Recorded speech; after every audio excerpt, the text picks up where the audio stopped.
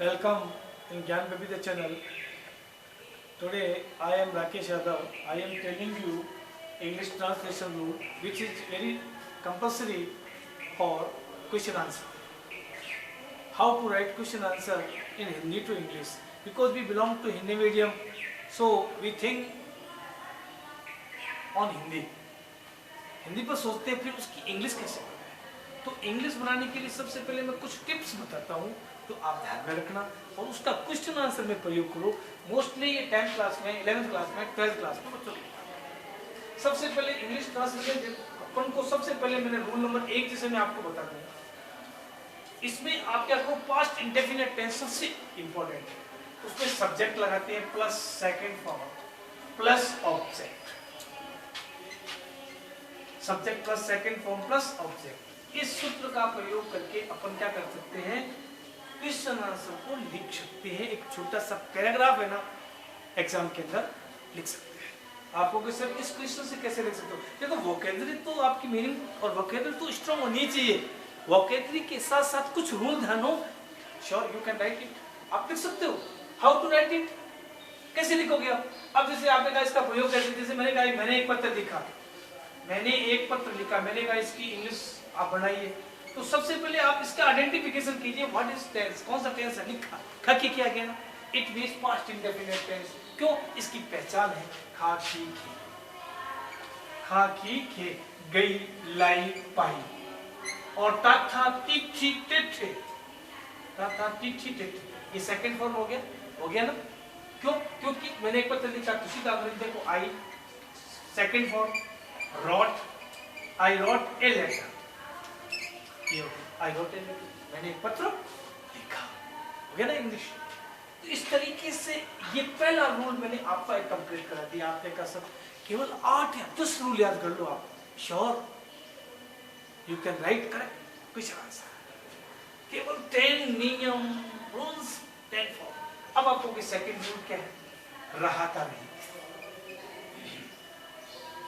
रहा था, रही थी, रही थी।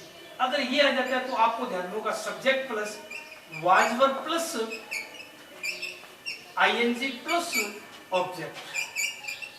इस टेंस का प्रयोग करेंगे अपन, subject plus was verb plus ING plus object. आपको सर कैसे बताइए, वो लिखा है, ई ने लिखा है, आप ई समझ लो उसको, OBJECT और प्लस है यहाँ पर, ठीक है ना, ऑब्जेक्ट। अब subject plus verb plus ING plus object.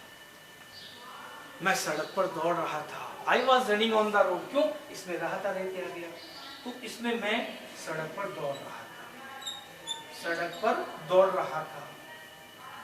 तो इसका ट्रांसलेशन क्या बनेगा, आई was running on the road, I was running on the road. Okay, अब ये आपका कौन सा नियम हो गया, सेकंड नियम हो गया। अब मैं आपको थर्ड नियम बताता हूँ, फर्स्ट सेकंड थर्ड। फटाफट इसको याद करते रहो, जितना अच्छा याद कर पाओगे, जितना अच्छा समझोगे, उतना बढ़िया आपके काम आएगा। प्राय बच्चे इसी में ही सोचते हैं, और इससे जब सोचते हो तो बस, अगर आपके पास वोकैब पावर अच्छा है, मीनिंग अच्छे हैं, आप लिख सकते हो अंग्रेजी। अंग्रेजी लिखने का तरीका अलग है, स्पीकिंग पावर अलग है, राइटिंग पावर अलग है।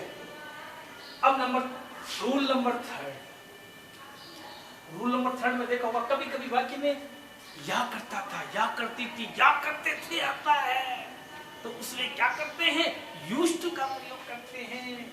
या करता था, या करता था, या करती थी, या करते थे, तो उसमें सूत्र देखो, या करता था तो है ही है, तो आप सेकंड फॉर्म समझ लोगे, वो भी राइट है। लेकिन या करता था भाव छुपा होगा, जैसे subject plus used to plus first form plus object, subject plus used to plus first form plus object. Subject क्या है, मैं बचपन में अंग्रेजी बोला करता था, अब करता था भी है, बोला करता था, या करता था। I used to speak English, I use to speak, ये वाक्य ध्यान में रखो। देखो यूज टू, यूज का मतलब first form, use to plus first form. क्या बोला करता था? English in childhood, in childhood, CHILDHOOD दिखाई दे रहा है ना उधर, कट तो नहीं रहा है? ठीक है। I use to speak English in childhood. अब इससे क्या नियम हो गया? मैं सबका एक एक उदाहरण दे रहा हूं, केवल 10 नियम याद कर लो। एक बार 10 नियम लर्न करके उसका इंप्लीमेंट करो, उसकी प्रैक्टिस करो। और प्रैक्टिस में अगर दिक्कत आती है, you can ask me every time, I am ready for you, मैं आपके लिए तैयार हूं। तो I use to speak English in childhood. नियम नंबर 4, यदि वाक्य में चाहिए शब्द आ जाए तो उसमें क्या करते हैं? शुड प्लस फर्स्ट फॉर्म का प्रयोग करते हैं। चाहिए शब्द आ जाए, रूल नंबर 4, चाहिए शब्द आए, वर्ड आए तो निम्न फॉर्मूला लगाते हैं, निम्न सूत्र या फॉर्मूला का प्रयोग करते हैं। Subject plus should plus first form plus object, subject plus should plus first form plus object, ये सूत्र लगाइए। शुड, शुड का प्रयोग कैसे करोगे? हमें कक्षा में अंग्रेजी बोलनी चाहिए, चाहिए आएगा उसके पीछे, या करता था नहीं है, मैं कक्षा में अंग्रेजी बोला करता था, ये टेंस चेंज हो गया ना, मुझे कक्षा में अंग्रेजी बोलनी चाहिए, sentence change, sentence change, translation change. तो हमें कक्षा में अंग्रेजी बोलनी चाहिए, अंग्रेजी बोलनी चाहिए। तो इंग्लिश क्या बनेगी? We should speak English in the class. We should speak, अब should plus first form देखिए किधर, we should speak English, we should speak English in the class, in the class। तो कहने का मतलब मेरा क्या हो गया? यदि वाक्य में चाहिए शब्द आ जाए तो क्या लगाएंगे? अगर वाक्य में या सका सकी सके आ जाए तो कुड का प्रयोग करेंगे। नियम नंबर 5, ये 10 एक नियम बताऊंगा, ज्यादा नहीं बताऊंगा। नियम नंबर 5, नियम नंबर 5 में लिख दो सका सकी सके, सका सकी सके शब्द आए, वर्ड आए तो निम्न सूत्र लगाते हैं, तो निम्न फॉर्मूला लगाते हैं। Subject plus could plus first form plus object. अब कई बच्चे में से कहेंगे सर यहाँ पर कैन लगा दो, कैन लगा दो तो यार क्या दिक्कत है? लेकिन वो सकता है, सकती है, सकते हैं, सका सकी सके नहीं आएगा, फिर वो प्रेजेंट टेंस का भाव आ जाएगा। सकता है, सकती है, सकते हैं। मैं अंग्रेजी नहीं बोल सकता, I can not speak English. मैं हिंदी बोल सकता हूँ, I can speak Hindi very well, but I can not speak English language because English is not our Motherland, Hindi is our Motherland, so I can speak Hindi language. Upon Hindi language बोल सकते हैं, तो इसमें क्या आएगा? Subject plus could plus first form. तो यहाँ कोई विद्यार्थी अगर कैन का प्रयोग भी करना चाहे तो he can use can also plus first form. लेकिन ये किस में आएगा? सकता है, सकती है, सकते हैं, सकता है, सकती है, सकते हैं। और ये किस में आएगा? सका सकी सके। Okay, that is right. अब जैसे मैंने कहा वाक्य बोलो, अभी मैंने बोला था मैं अंग्रेजी नहीं बोल सका, देखिए सकता हूं नहीं, बोल सका, past tense, past indefinite tense could, I could speak English। अंग्रेजी नहीं बोल सका, नहीं, not, I could not speak English। अब की मैंने नॉट लगा दिया, ध्यान रखना, not is very important in this sentence, बोल मत जाना, ठीक है। तो नियम नंबर कितना हो गया? 5। नियम नंबर 6 और बता देता हूं। कभी कभी वाक्य में पढ़ा पढ़ी पढ़े शब्द आते हैं, तो उसके लिए अपन क्या करते हैं, had to, have to plus first form, subject plus had to, have to plus first form. नियम नंबर 6, पढ़ा पढ़ी पढ़े, पढ़ा पढ़ी पढ़े, है ना। आदि शब्द आए, आदि शब्द आए, वर्ड आए, तो निम्न फॉर्मूला लगाते हैं। अब आप मेरे से पूछोगे सर कौन सा फॉर्मूला लगाते हैं, बताइए जरा। पढ़ा पढ़ी पढ़े में subject plus had to, had to plus first form plus object, subject plus had to plus first form plus object. कई बच्चे कहेंगे सर हैज टू कर दो ना यार, फिर दिक्कत क्या है। तो सब्जेक्ट प्लस हैज और have to plus first form plus object. Okay, ठीक है ना। अब आप कहोगे सर इसमें आपने हैज टू हैव टू कर दिया, इसमें हैव टू, ऐसा क्यों? अरे यार ये पढ़ता है, पढ़ती है, पढ़ते हैं, और ये आ जाएगा पढ़ा पढ़ी पढ़े, बस इतना ही। प्रेजेंट टेंस पास्ट टेंस का भाव है। मुझे स्कूल समय पर आना पड़ता है, मुझे स्कूल समय पर आना पड़ता है, मुझे स्कूल समय पर आना पड़ता है।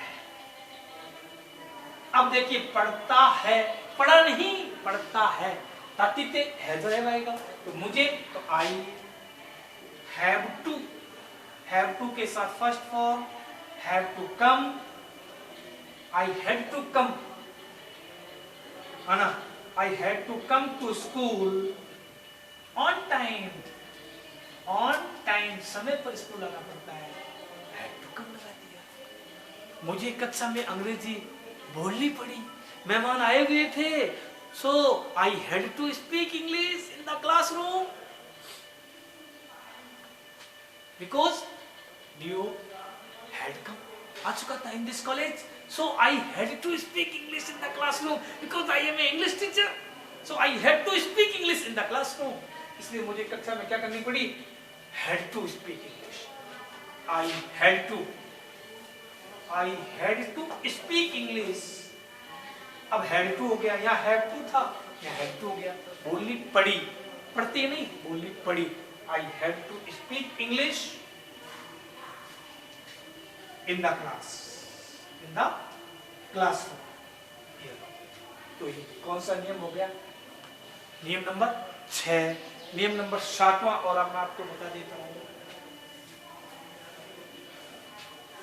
कभी कभी वाक्य में क्या होता है, रखने का भाव होता है, अधिकार का भाव होता है, तो उसमें बच्चे क्या समझ लेते हैं, परफेक्ट टेंस समझ लेते हैं। रखने का अधिकार भाव होता है ना, मेरे पास एक लैपटॉप है, मेरे पास एक कंप्यूटर है, तो इसमें अगर 7वां नियम, रखने का भाव और पोसेशन, अधिकार का भाव, अधिकार का भाव होता है।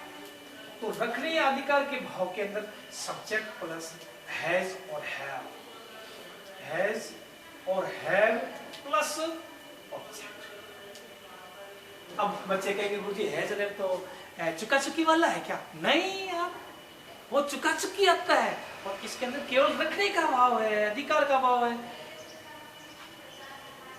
मेरे पास एक कंप्यूटर है, कंप्यूटर है, आई, अब देखिए सूत्र, I have a computer, noun या प्रोनाउन आ जाएगा, ऑब्जेक्ट का मतलब नाउन प्रोनाउन आ जाएगा।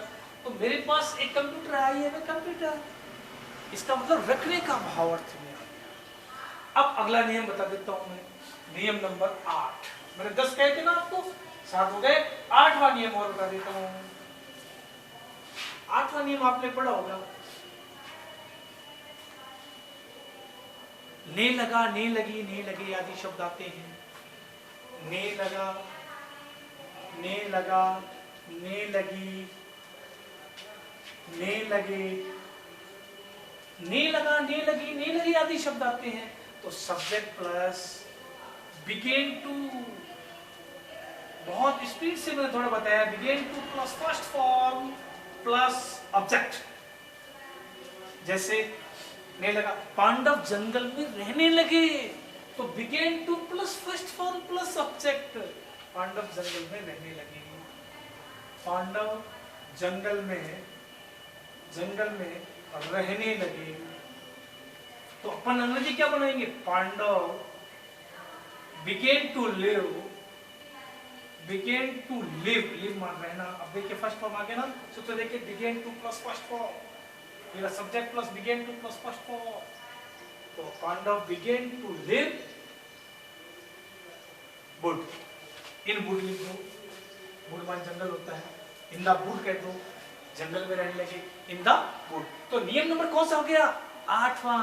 अब दो और बता देता हूं, 9वां नियम। 9वां नियम क्या आएगा, कंडीशनल वाक्य के अंदर क्या आता है, नियम नंबर 9। कौन सा, रूल नंबर 9। एक एक का सबका मैंने एग्जांपल दिया। रूल नंबर 9 में आपका आ जाएगा कंडीशनल वाक्य, कंडीशनल सेंटेंस है। अब कंडीशनल वाक्य में जैसे इफ प्लस आपने सब्जेक्ट प्लस फर्स्ट फॉर्म लगा दिया इधर, तो उधर याद रखिए विल प्लस फर्स्ट फॉर्म आएगी।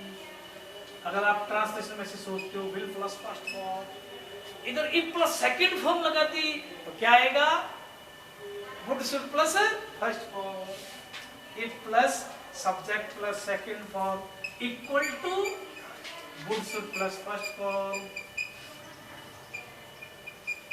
Would should plus first form. अब थर्ड नियम हो गया, if plus subject plus had plus third form equal to would have should have plus third form, would have should have plus third form. और एक वाक्य में केवल कभी कभी कल्पना हो जाती है, उसमें आई के साथ भी वर आता है। यदि मैं राजा होता तो तुम्हें अपनी रानी बनाता। If I were a king I would become you my queen, if I were A queen, if I were a king. अब आई के साथ कई बार आता है क्या, नहीं आता है ना, क्या लगाया ना मैंने, ये कंडीशनल वाक्य। If I were A bird I would fly in the sky, I would fly in the sky, oh sorry, if I were a bird I would fly in the sky, ठीक है। यदि मैं पक्षी होता तो आकाश में उड़ता। If I were a king, अब देखिए इसमें भी बढ़ाया, If I were a king, यदि मैं राजा होता, I would become you my queen, I would become you my queen। यदि मैं राजा होता तो तुम्हें अपने क्या बनाता, रानी बनाता। यदि मैं पक्षी होता तो आकाश में उड़ सकता। तो इधर वर्ब, इधर वुड प्लस फर्स्ट फॉर्म।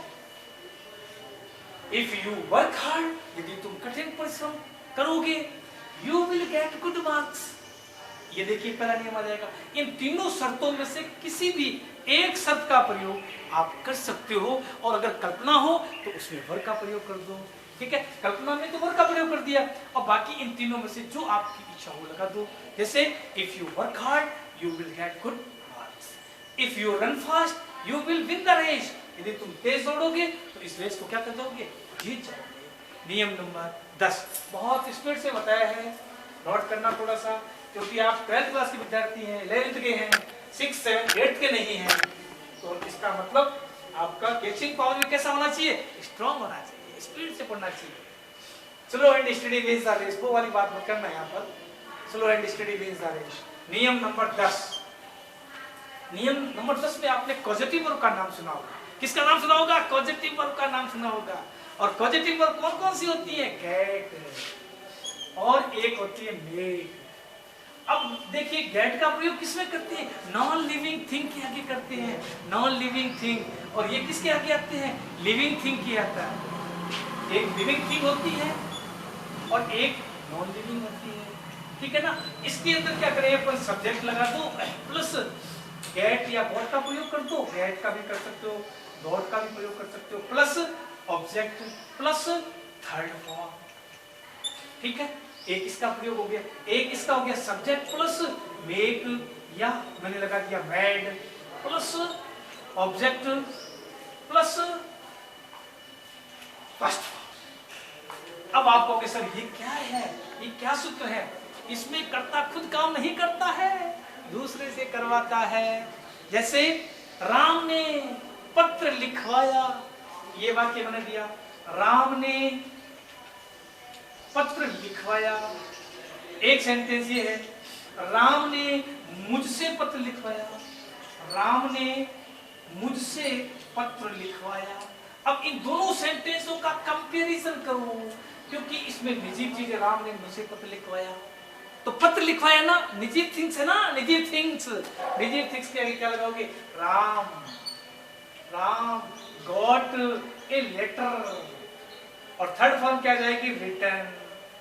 तो ये हो जाएगा Ram got a letter return. और राम ने मुझसे पत्र लिखवाया, तो अंग्रेजी आ जाएगी राम मेड, राम मेड मी, राम मेड मी लिखवाया, मुझसे, मुझसे लिखवाया, पत्र नहीं, राम ने मुझसे लिखवाया, तो राम मेड मी राइट। अब देखिए ये ट्रांसलेशन बहुत अजीब लग रही होगी आपको, बड़ी विचित्र लग रही होगी, ये एकदम करेक्ट है।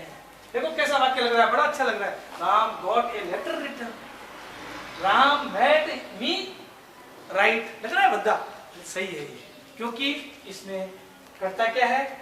सजीव है, उसके साथ अपन किसका प्रयोग करते हैं? मैड का प्रयोग करते हैं। और कुछ वाक्य अंग्रेजी में पैसिव वॉइस में बनाते हैं। 11वां नियम आप लिख लेना, कुछ वाक्य एक्टिव और पैसिव वॉइस में बनाए जाते हैं।